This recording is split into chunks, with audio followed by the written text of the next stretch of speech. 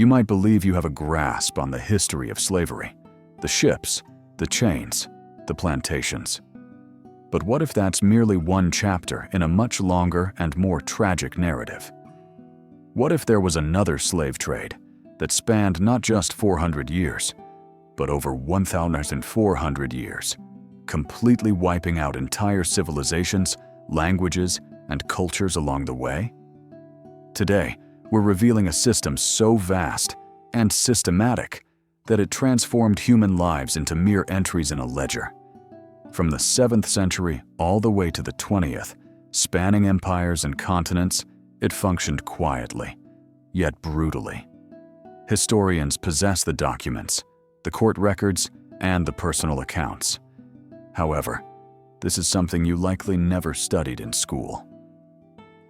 Let's begin with something truly unthinkable: the government taking your child.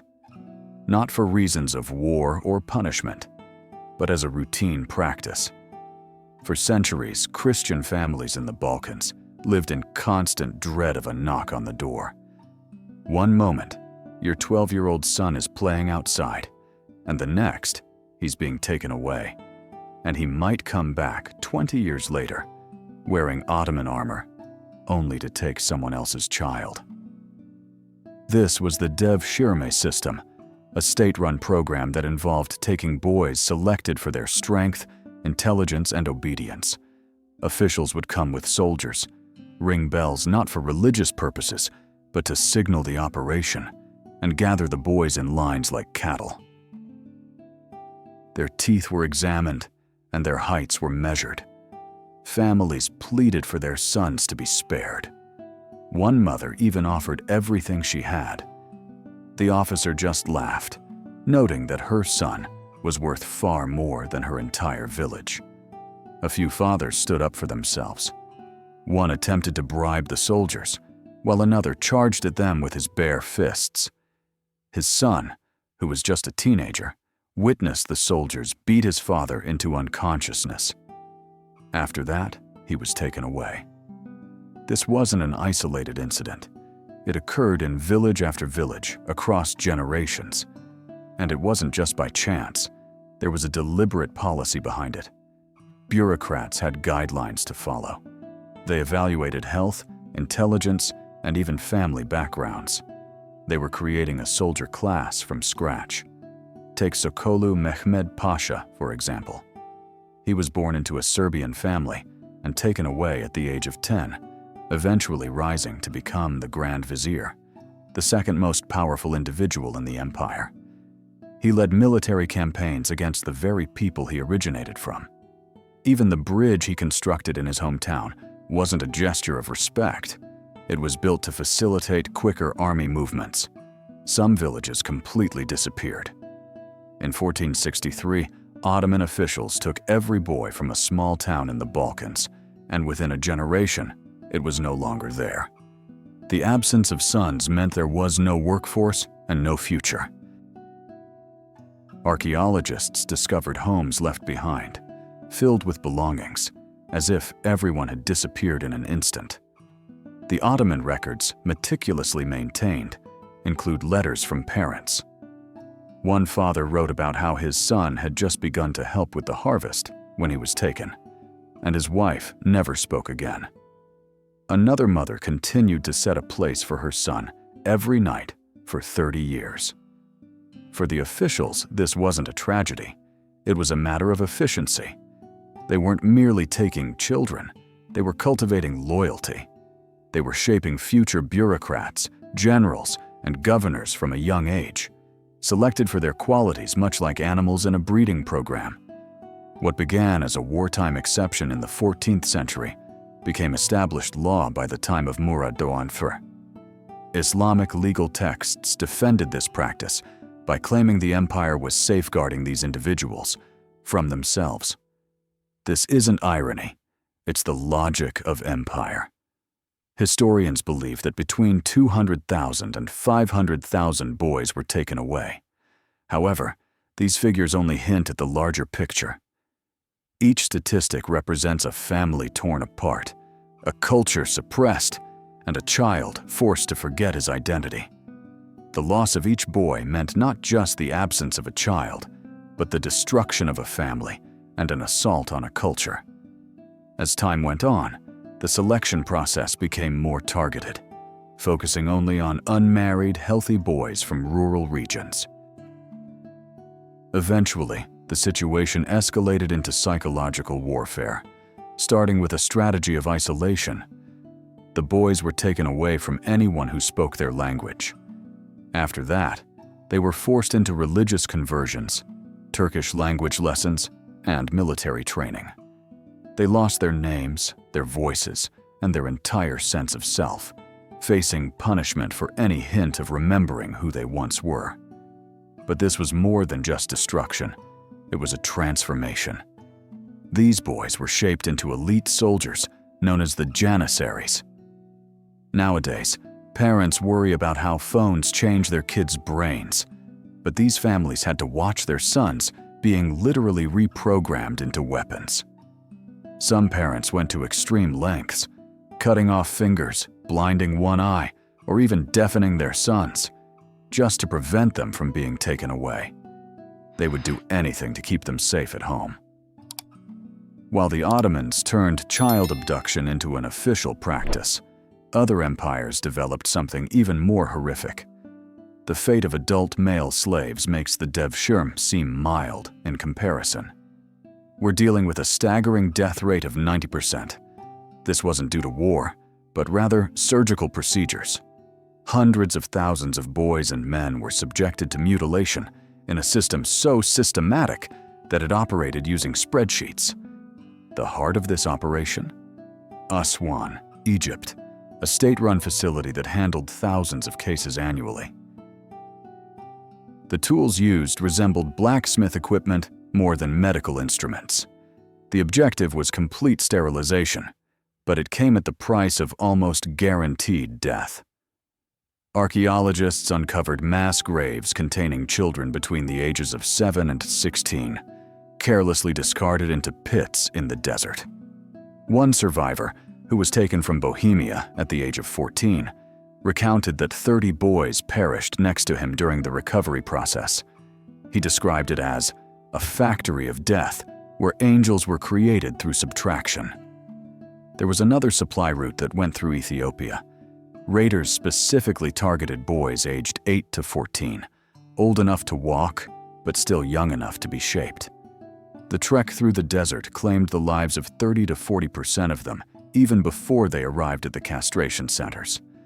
Then, an additional 90% died during the procedure itself.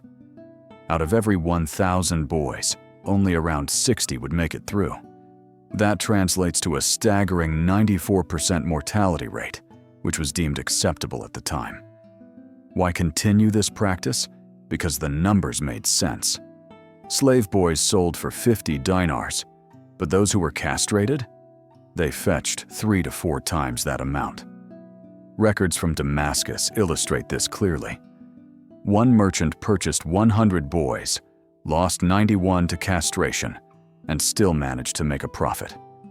They treated caravan losses like any other business expense, factoring in the lives lost as part of their calculations. So why the castration? It stopped the formation of families, ensured loyalty, and created total dependence. Eunuchs were unable to rebel or have children, meaning they had nothing to fight for. This made them crucial in harems, palaces, and even mosques. The more they suffered, the more they were trusted. This wasn't an isolated issue. From Cairo to Cordoba, the empire's influence paralleled the growth of this brutal industry. Estimates suggest that between 5 to 8 million individuals underwent this procedure. With a staggering 90% death rate, that amounts to as many as 7 million lives lost. A holocaust spanning over a millennium. The technology to lower death rates was already available. Doctors in Persia and Byzantium had safer methods at their disposal. However, the goal wasn't to save lives. Having fewer survivors actually drove prices up. They intentionally opted for crude tools. A dead boy was simply seen as an expense, while a living eunuch represented a lucrative opportunity. The legal loopholes that supported this system were nothing short of hypocrisy. Although Islamic law prohibited castration, they outsourced the procedure to Christians and Jews. Enslaving Muslims was also against the rules, unless they were castrated first and then converted. Legal texts contorted themselves in complicated ways to rationalize the unimaginable. Medieval legal scholars wrote extensive treatises justifying why mass mutilation was acceptable. It sounds a lot like corporate lawyers arguing in favor of toxic waste disposal, only in this case, the waste was human lives. These procedures had a mortality rate of 90%, and that was simply seen as normal. In today's medicine, we grieve over 1 death in 1,000, while here, losing 9 out of 10 patients was just considered part of the process. So, why were there so many eunuchs? Because this wasn't just an agricultural labor system, it was something much darker, an empire-wide operation that required human tools. You might have learned about Atlantic slavery, which lasted 400 years of cruelty. But this went on for 1,000 to 1 in all 400 years, and by the time it ended, the space age was already underway. Between 11 and 17 million Africans were enslaved, and most of them didn't survive long enough to have children. This situation wasn't just about forced labor, it was about complete domination. In 1962, the same year the Beatles made their debut, people were still being sold in Saudi Arabia. One early uprising illustrates this perfectly.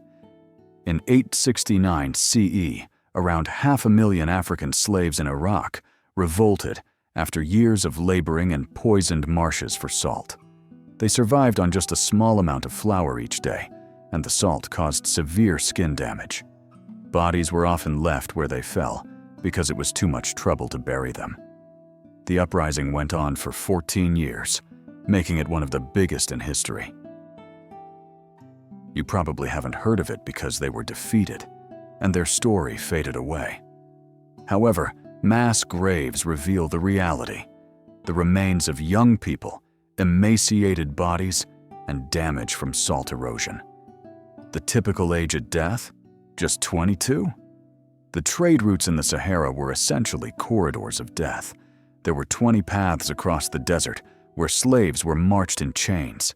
The average death rate was around 80%, and some routes even expected losses of up to 85%. Bodies lay scattered across the sands, still bound in shackles. If a slave fell down, they were simply killed. No one was exempt from this brutal fate. Zanzibar's slave market sold about 50,000 individuals each year until 1873. Explorer David Livingstone, who had endured many years in Africa, remarked that the horrors he witnessed there haunted him more than anything else.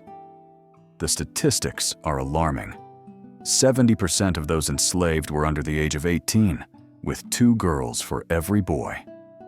Why is that? Because this wasn't just about forced labor, it was about exploitation. Boys were subjected to military slavery or castration, while girls were sent into harems. The term domestic work served as a cover for much darker realities. In Nubia, Christian kingdoms sent Egypt 400 slaves every year for 600 years. That totals 240,000 lives taken as a form of tax. Entire civilizations disappeared. Towns became deserted. Churches were left behind, and languages became extinct. They weren't simply conquered or converted, they were completely erased. Recent research reveals significant population declines in certain regions, leaving them uninhabited for centuries. In contrast, consider the impact of Atlantic slavery. 12 million people were enslaved, resulting in millions of descendants today. However, in this case, there's no legacy to speak of. No voices echo through history, just silence. Why is that? The system was designed to prevent survival. Men faced castration or were worked to death, while women were absorbed into harems. Children, if they were born, often died young or were raised as slaves. No culture emerged, and no history endured. We remember the Atlantic slave trade, and rightly so, as its descendants have significantly influenced the world. Yet this 400-year Holocaust, it lacks memorials, museums, or any descendants to advocate for recognition.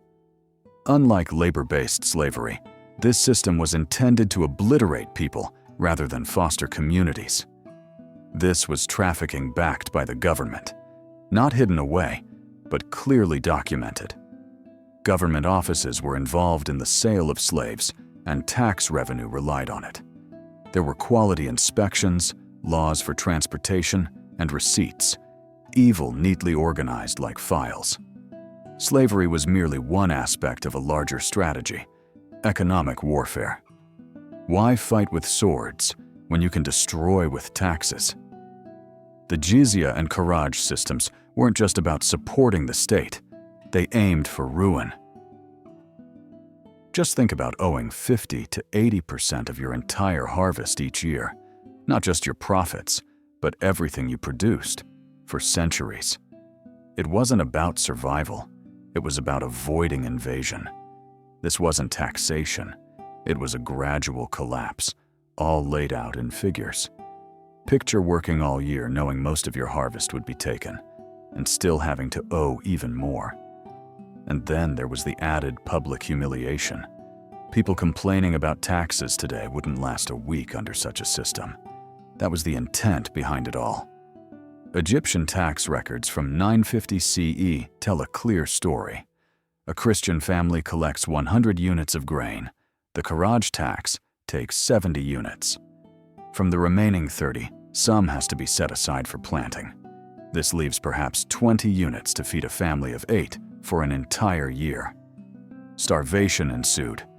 The tax registers even documented the deaths of children, not out of any sense of compassion, but because fewer children meant fewer future taxpayers. One entry states, 3 sons of bros died this winter, future revenue adjusted. They regarded deceased children as simply lost inventory. That family was seen as fortunate compared to their neighbors, who faced even greater losses.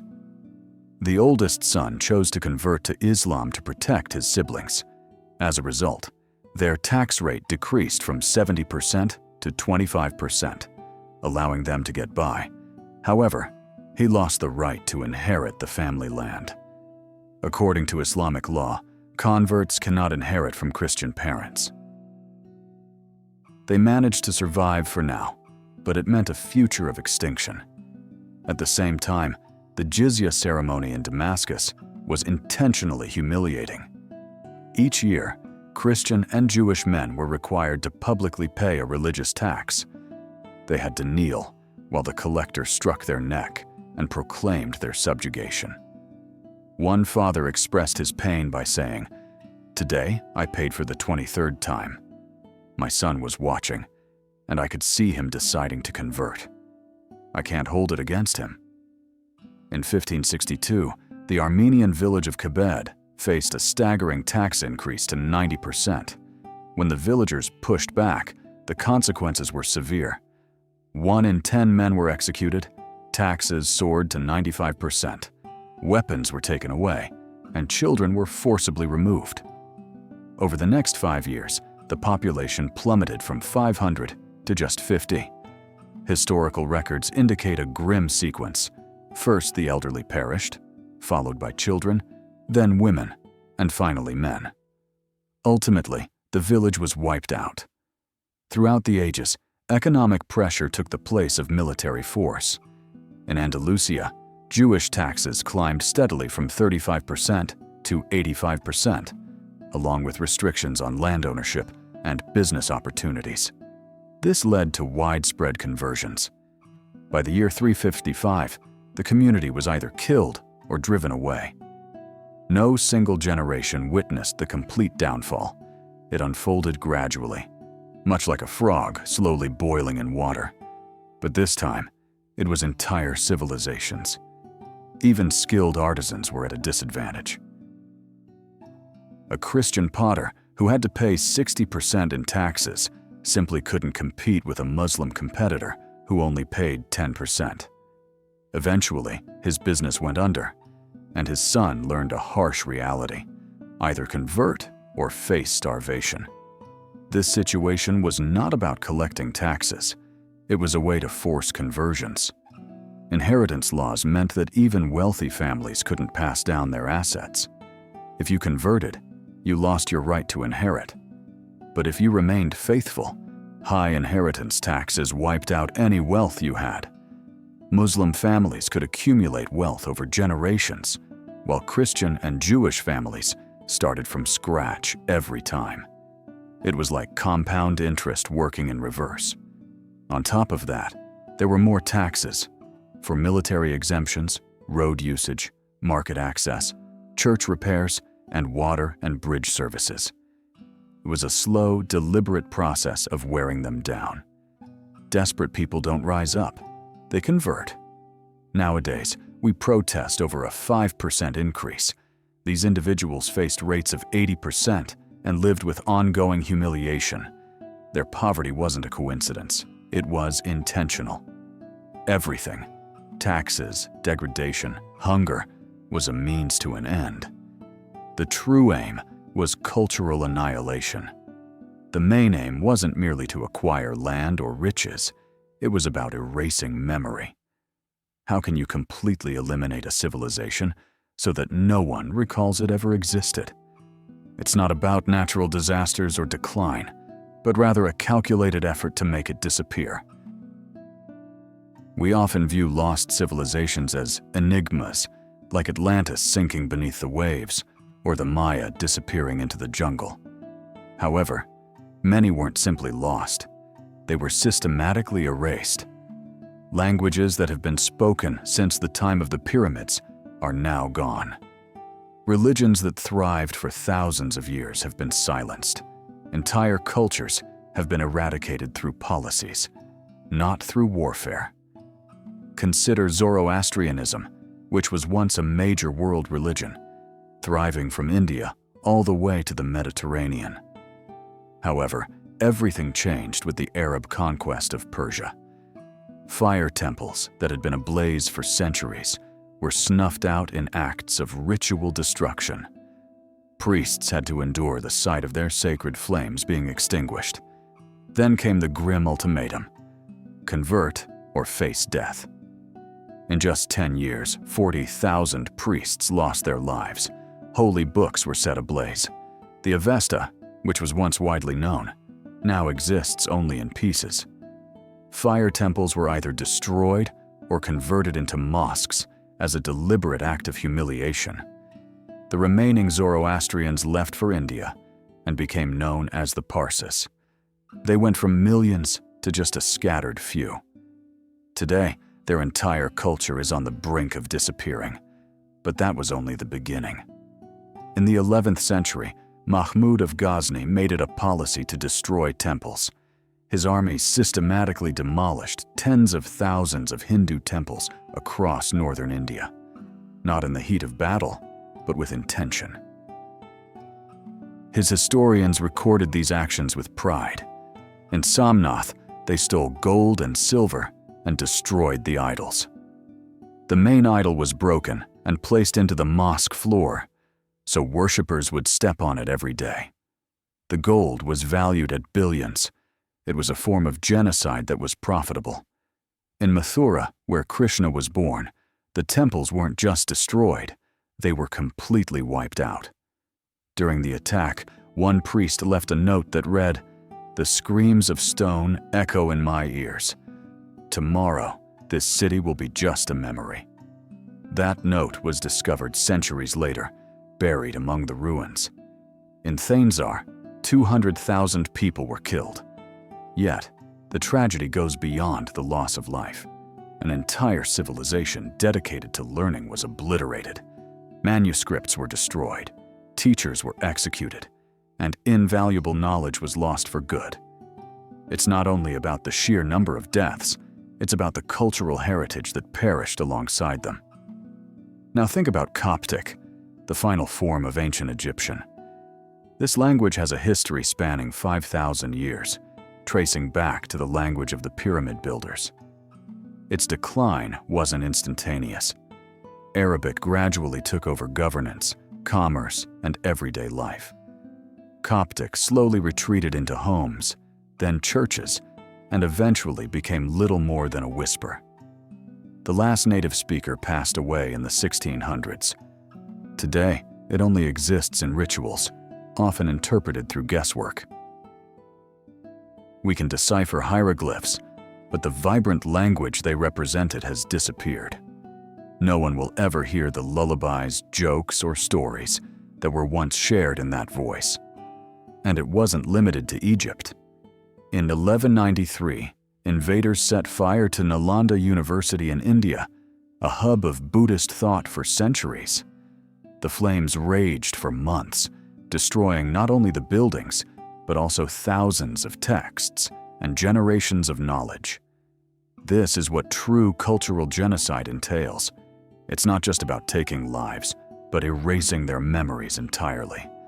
So thoroughly that we forget they ever existed. 9 million books have disappeared. Nalanda University, a prominent ancient center of learning, burned for half a year. Monks lost their lives in attempts to save precious manuscripts. Archaeologists have discovered layers of ash intertwined with bones, indicating that scholars were cremated alongside the knowledge they sought to defend.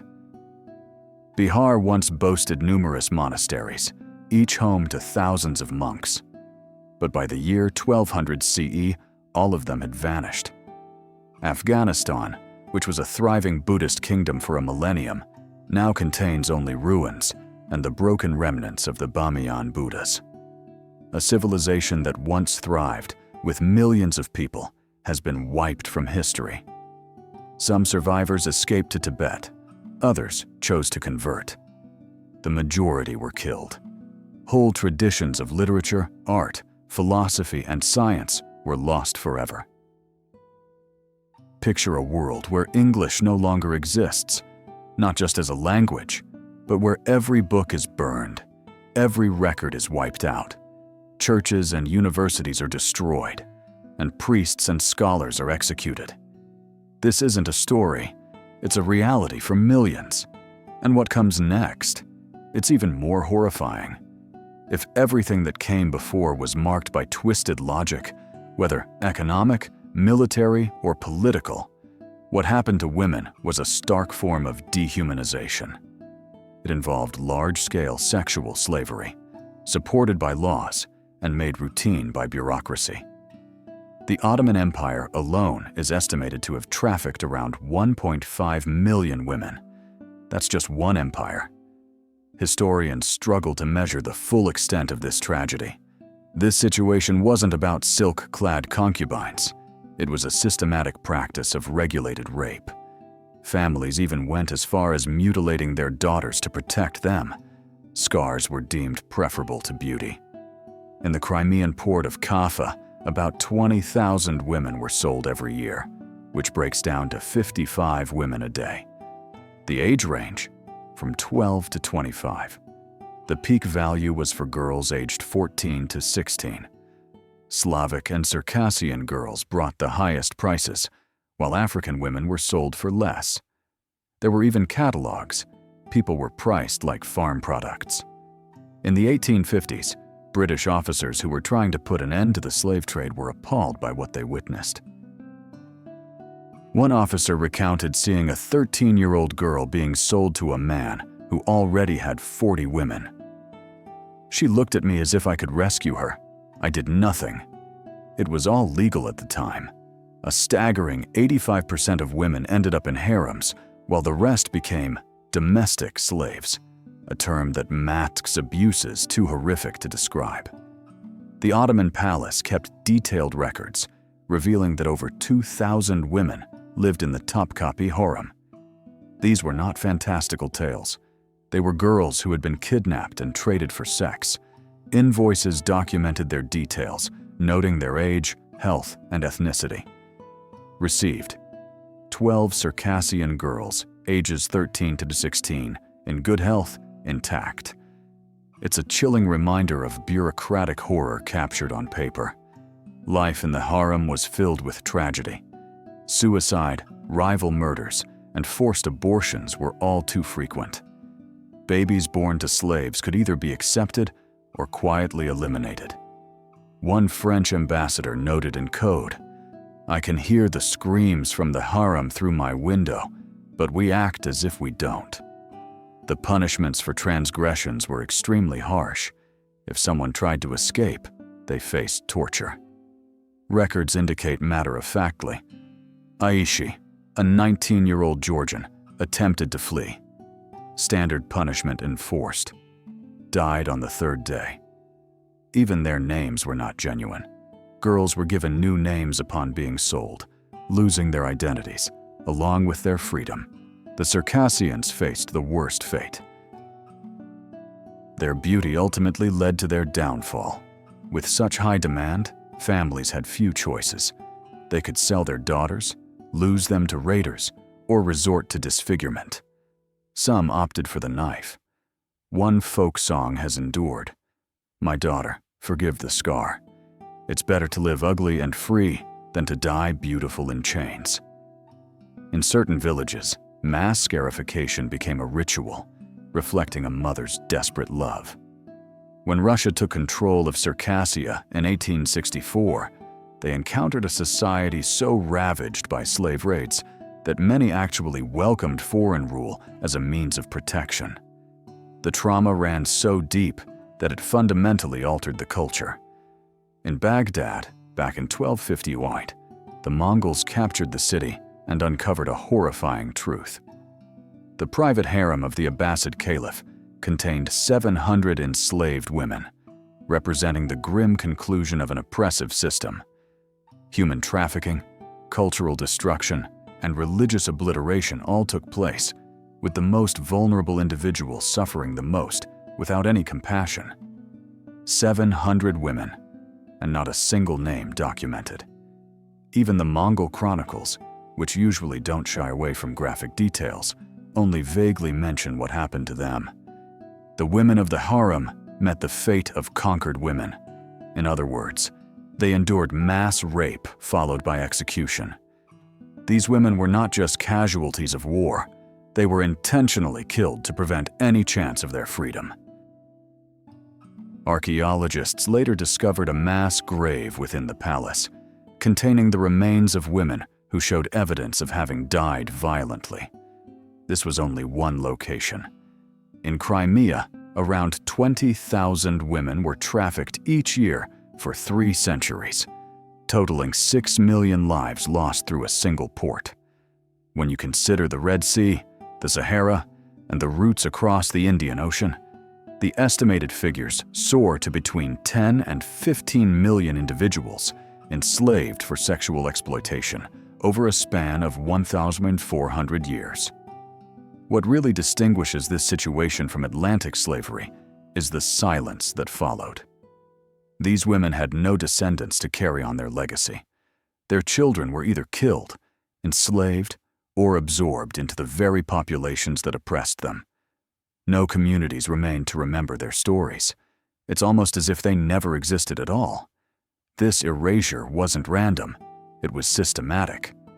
Religious laws permitted unrestricted sexual access to female slaves. There was no concept of consent. Women could be bought, sold, given away, or rented out. Their children belonged to the owner instead of to them. Regulations dictated how many slaves a man could use in a day, how to manage pregnancies, and when to sell those deemed damaged goods. It was a form of rape that was both organized and institutionalized. Slave markets operated much like industries. Slavic women were particularly sought after for harems, while Ethiopians were preferred for domestic work. Young girls from various areas were in demand for special needs. Checks for virginity were standard, and any injuries would lower the price. Trafficking was transparent, legally sanctioned, and socially accepted, a part of state policy rather than a concealed wrongdoing. Governments organized military operations to seize women. Taxes were imposed on their sale. Official documents such as receipts, purchase orders, and inventory records still exist, stamped and cataloged. The Topkapi Palace maintained lists for its harem of 2,000 women. One entry states, received 12 Circassian girls, ages 13 to 16, healthy and intact. Suicide, murder, and infanticide were frequent occurrences within those walls. A French ambassador noted, "We act as if we don't hear the screams." Women who tried to escape were subjected to torture. The records detail these punishments in a disturbingly detached manner. Aishi, Georgian, age 19, attempted escape, standard punishment, died on day 3. Even their names were fabricated. Slaves were given new identities, erasing their pasts. No group endured more suffering than the Circassians. Their beauty became a tragic burden. Some families, unable to safeguard their daughters, resorted to scarring their faces to make them less appealing. A folk song has endured. "Forgive the knife, my child. Better to live ugly than die beautiful in chains." In certain villages, this mass scarring turned into a desperate custom. When Russia took control of Circassia in 1864, they encountered a population so devastated by slave raids that their conquest seemed like a form of salvation. Similarly, in 1258, as the Mongols invaded Baghdad, they discovered the caliph's harem still active, housing 700 women, each one a lingering specter. So how could this reality persist for 14 centuries and yet disappear from history? The unsettling truth is that it didn't truly disappear. It was hidden in plain sight. Everything you've just heard is backed by evidence, found in Ottoman archives, legal documents, colonial reports, and archaeological findings. It's all verified, properly cited, and yet overlooked. This isn't a conspiracy. It's a calculated effort to erase history. See if you can locate this history in a college syllabus. I looked at the top 50 universities in the US and found 318 courses focused on Atlantic slavery, but only 3 on Islamic slavery, and those are all electives. Many of these electives rarely get offered. Professors who address the topic often risk their careers, facing funding cuts, denied tenure, and being blacklisted from conferences. A professor who was looking into the Devshirme system discovered that his graduate students were discouraged from getting involved. Meanwhile, another professor researching the trans-Saharan trade encountered rejection from all publishers and was met with protests, threats, and accusations of Islamophobia. As a result, she now teaches at a high school and is not allowed to discuss her research. Why does this happen? It all comes down to money. Since 1995, Gulf states have contributed more than $10 billion to Western universities. In exchange, advisory boards influence curriculum decisions. Research funding tends to support safe topics, and sensitive issues are often ignored. One internal memo clearly stated, certain histories may impact donor relationships. This pattern of silence extends even to the international level. UN resolutions addressing slavery focus solely on the Atlantic slave trade, while attempts to recognize Islamic slavery face opposition from the Organization of Islamic Cooperation, which consists of 57 countries acting in unison. A European Parliament member who tried to raise this issue was approached by ambassadors warning her of potential diplomatic consequences, leading to her proposal never making it to committee. Media operates in much the same way. A filmmaker working on a documentary about Islamic slavery faced pressure from foreign embassies and subsequently lost his project, now turning to wedding photography instead. A journalist who was looking into modern slavery in the Gulf had her article suppressed and was reassigned to cover fashion instead. The evidence is available. Genetic research indicates a significant depopulation in Africa linked to slave trade routes. Archaeologists have uncovered mass graves, abandoned castration facilities, and forgotten villages. However, making the connection to Islamic slavery is seen as career-ending for academics. One historian estimated that Africa lost 112 million people, either killed in raids, sold into slavery, or never born at all. Yet, no academic journal was willing to publish those findings. The practice of slavery never really came to a complete end. Saudi Arabia legalized it until 1962, and Mauritania followed in 1981. In 2017, CNN even recorded a slave auction in Libya, where men were sold on camera. What was the global reaction? Just indifference. There were no sanctions or military actions taken. Acknowledging the current situation would mean facing the uncomfortable truths of the past. Even the way we talk about it reflects this avoidance.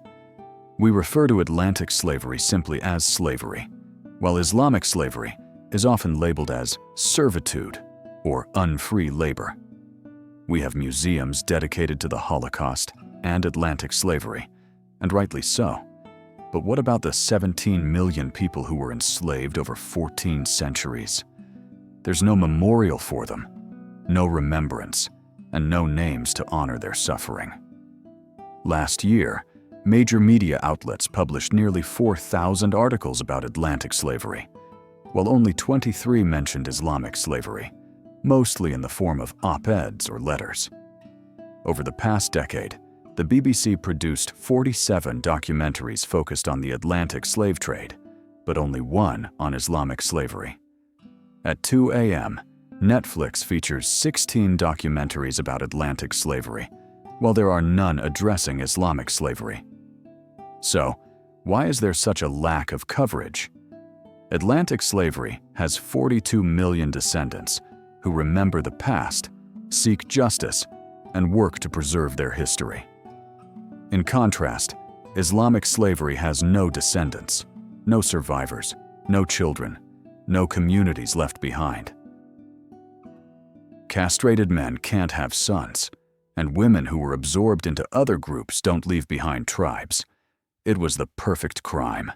The victims were erased, along with their stories. The most alarming part?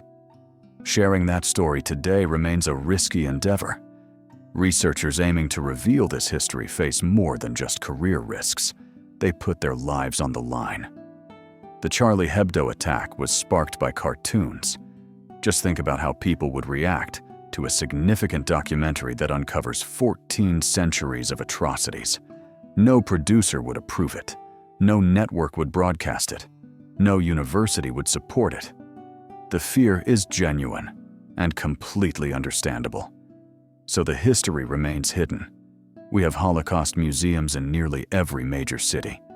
There are memorials for slavery throughout the American South.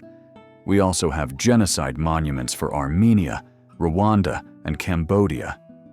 Yet this 1,400-year Holocaust, it has been systematically wiped from our discussions, not because it didn't occur, the evidence is undeniable, but because it's still too risky to talk about. Because oil money drowns out the truth, because political connections take precedence over justice, and because the victims have no descendants to keep their memory alive. This brings us to a disturbing reality. If they could conceal the erasure of 17 million Africans, 10 to 15 million enslaved women, and the annihilation of entire civilizations, what else might they be hiding? What other truths are buried in archives too dangerous to uncover? The history you learned isn't just lacking, it has been altered. And those who altered it are still active. They continue to erase records and silence memories. It really makes you think about what else you might not know, doesn't it? We've come to the end of this exploration. 14 centuries of systematic horror. Remember how it all began. A slave trade that overshadowed the Atlantic journey. 400 years compared to 1,400. 12 million transported versus 17 million enslaved, with most dying before they even arrived. Yet even those figures don't tell the whole story. This wasn't just random cruelty. It was a systematic machine. The Dave Shermy system took boys and transformed them into soldiers who would raid for more captives. The castration industry processed millions of these boys, with 90% not making it through. The sex trade supported harems and disrupted family lines. Economic warfare financed all of it. Cultural genocide erased any trace of resistance. Moreover, the system of sexual slavery wiped out countless women who could have given birth to children who might remember them. The scale of this tragedy is nothing short of apocalyptic. Over 100 million lives have been lost over the course of 14 centuries. This isn't just a number, it's a gradual apocalypse unfolding before our eyes. What we see here isn't a story of progress, it's a story about the refinement of oppression, systematic suffering, institutionalized violence, and calculated extermination. We often hear that history moves toward justice, but this particular history has leaned toward profit, control, and silence. The brilliance of this system lies in its sustainability. It maximizes extraction while minimizing survival. There were always just enough people left to keep the machine running, but never enough to rise up. Nazi Germany lasted 12 years, but this system has endured for 400. Why do we hold on to some traumatic memories while forgetting others? The legacy of Atlantic slavery has descendants who actively seek to preserve that memory. In contrast, this system was created to leave no trace. There were no survivors, no witnesses, and no lasting legacy. Just grand buildings, documents, and unmarked graves. And what about those power structures? They didn't disappear, they transformed. The same governments that permitted slavery until the 1960s now occupy seats on human rights councils. The religious doctrines that facilitated child abduction and sexual slavery are still being taught in schools. The wealth generated from 1,400 years of suffering continues to support institutions, governments, and global power. The past isn't really behind us. It's wearing a suit and sitting at the UN. Realizing this changes everything. Your morning coffee, your daily commute, your usual complaints, all take place in a world where you weren't taken from your family as a child, where your daughter won't face the threat of being sold, and where hard work doesn't mean enduring horrific experiences. We exist in a paradise built on the remnants of forgotten civilizations. Our rights, our choices, our cultures, they're all miracles compared to what has existed in the past. We stress about taxes, not about facing public humiliation. We discuss schools, not the fear of child abduction. We engage in debates about immigration, overlooking the times when people were transported like cargo with an 80% chance of dying. We address inequality, not economic systems designed to systematically erase entire populations. Every freedom we enjoy is possible because we're not living under that system. If that surprised you, consider subscribing. This is just one small part of a hidden history. The neat stories you learned in school are built on a foundation of blood and ashes. History isn't what you were taught. It's what they couldn't completely erase. Let me know in the comments what shocked you the most. Was it the boys who were turned into weapons? The staggering 90% death rate from castration? The method for cultural extinction? The 1.5 million women whose names we'll never know? Or was it the realization that all of this was intentionally concealed? Share this video, not because it can change the past, but because it might alter how we view the present. The worst crimes aren't always the ones that have museums. Sometimes, the greatest evils are the ones so thorough that they leave no evidence behind. No memory, no trace, no justice.